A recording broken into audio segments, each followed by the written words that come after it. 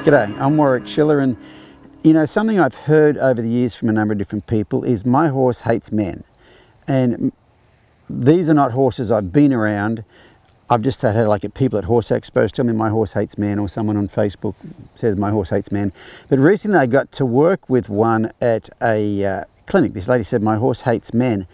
And recently I've been talking a lot about something called CAT-H, which is Constructional Approach Training for Horses.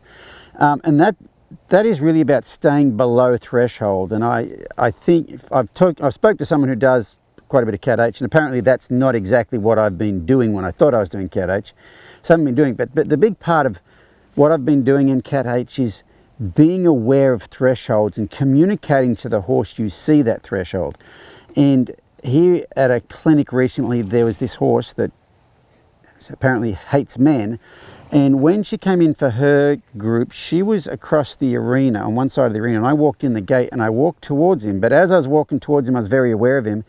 And I probably got about 50 feet from him, and he kind of snorted at me and then turned his head like he was about to leave. And I stopped and waited right there for him to relax a little bit.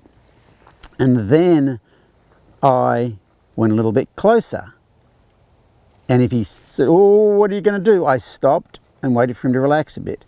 And then I didn't do any retreating in this, so it's not CAT-H by any means. But what I did was every time he told me he's a little bit concerned, I stopped, waited for him to be relaxed again before I approached again. And in the end, he let me walk all the way up to him, which is probably not that big a deal that I got up to him. Like, big deal, you got up to this horse.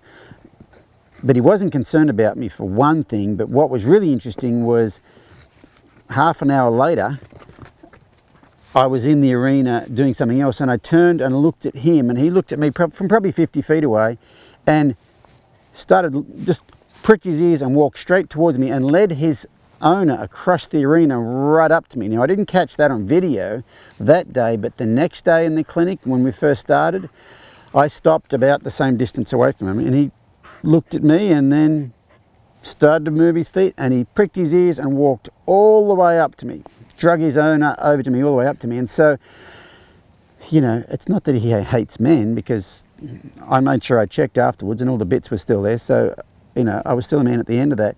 But the thing is, obviously maybe I've had some rough treatment from men, but the big thing with that was I recognized his thresholds, and it's so important. I didn't get 10 feet from him and then start looking at his facial expressions. I walked in the gate and I was across the arena and I was observing his facial expressions from across the arena. And as I walked towards him, like I said, I got about 50 feet from him, is when he slightly snorted and turned his head away, and that's where I stopped. And so I started communicating with that horse from 50 feet away how aware of him I was. And I've found, you know, I've been talking about it for a while. I think that's the secret. The secret sauce to get along with horses is letting them know that you know. Letting them know you're aware, how aware you are, and letting them know that you're aware of what they're doing and when they get concerned, and giving them some time. And I thought it was a pretty amazing little thing that happened at that clinic. And yeah, I can still remember that little guy just walking across the arena with his ears pricked towards him. It's pretty cool.